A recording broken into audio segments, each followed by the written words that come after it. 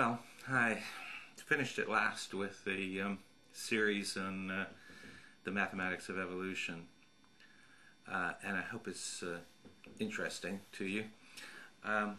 Somehow I can't seem to avoid the point of getting back on the subject of religion versus rationality after those videos.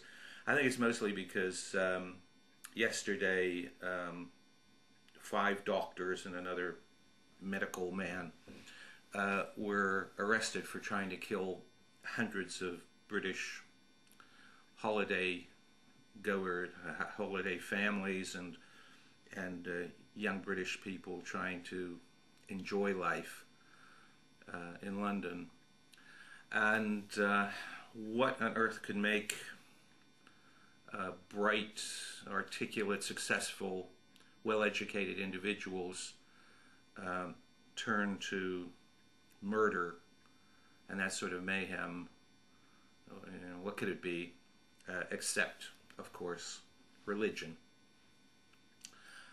We all, or the naysayers, always tend to say that it's not real religion and that these people are terrorists. But when you listen to them articulating their passionate ideas, well thought out ideas from their bizarre logical framework that they work in, they're just a bit more religious than the average religious person. They take their religion more seriously than normal people. I think it was Steven Weinberg who said that good people will do good things, evil people will do evil things, but to get someone who's good to do evil things, you need religion. And for a rationalist like myself, and many of the people who look at this section of YouTube, nothing shows us more about how horribly evil religion is than these acts of religious people. And we get pretty fed up with the apologists who seem to say that's not really religion. These are not insane people. They're just very religious people. Anyhow, one of the reasons I think I did the series on the mathematics was religious people always say, well, what would we do without the Bible? Where would we have a religious basis? Where would we have morality? Well, that's just total crap. I mean, first of all, if you just look at Christianity, there's a history of tens of thousands of years of social structures which had elements of the things that religion takes credit for, the altruism, which all social structures are based on. And I think one of the things that I've shown in evolutionary mathematics is that what we consider morality comes about, in a way, from just sensible game theory within the dynamic of evolutionary mechanics. What we've shown is, in the hawk-dove game, it generally pays not to fight. We've shown in the area of discussing animal handling that it pays to be honest, best strategy. It pays to be nice to your kin group because of the things that genes drive us to.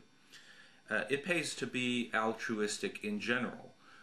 As animals become more cognitive, we find that animals work in social groups because it has a Darwinian advantage, and it is better to look after your kin than to just look after yourself.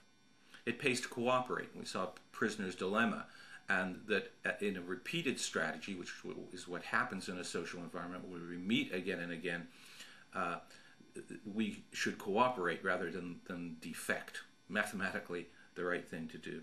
And it pays to have a good reputation, that variation of Hamilton's law.